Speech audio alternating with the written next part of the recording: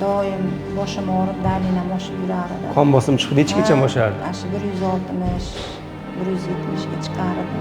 Ha. Oyoq qo'l bo'g'imim juda qattiq og'rirdi. Shu vesim og'irligidanmi 3 oyda o'zimdan natija rosa katta. Ham avval vesdan ketdim. Bosh og'riq, davlinadan, oyoq qo'l bo'g'im og'riqlaridan yo'qoldi. Nari bo'ldi. Churraman, meni bezovta qilmayapti-da. Bu og'irlikdan shekilli. Hozir yaxshiman. Xush kelibsiz Muxtasarxon. Assalomu alaykum. Alaykum assalom. Demak, operatsiyangizga bariatriya bo'lganingizga 3 oy bo'ldi, to'g'rimi? Qanaqa vazn bilan keldingiz? 3 oyda qancha vazn yo'qotdingiz? Operatsiya qildirganimga 3 oy bo'ldi. 3 oy oldin 112 kilo vaznman kelganman.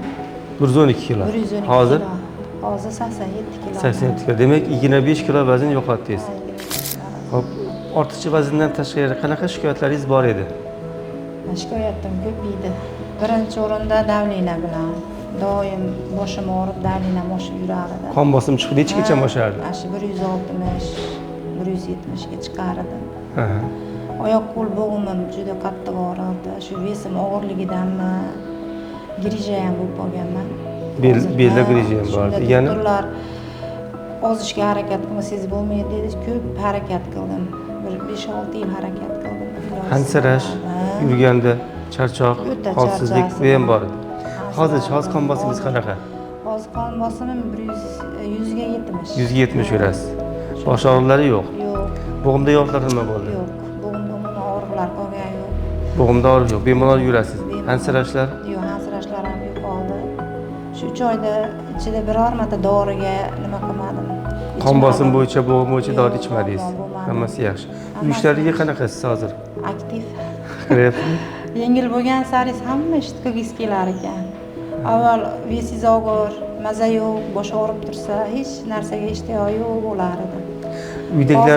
Uydagilar sizga qanaqa qarayapti ular? Hamma xursand.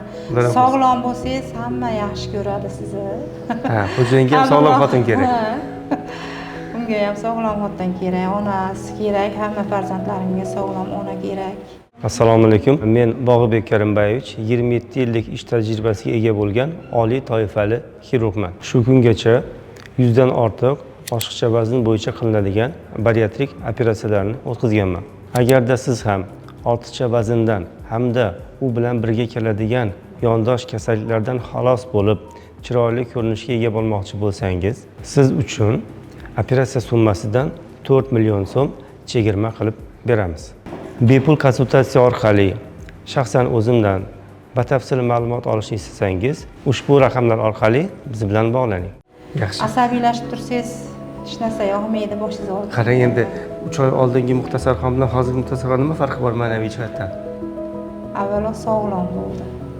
3 oyda o'zimdan natija rosa katta. Ham avval vesdan ketdim. Bosh og'riq, davlinadan, oyoq qo'l bo'g'im og'riqlaridan yo'qoldi. Nari bo'ldi.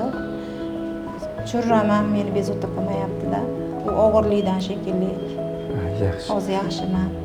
Endi qarang, bizni ko'rib turgan opalaringiz bor, singillaringiz bor, aka-ukalar bor.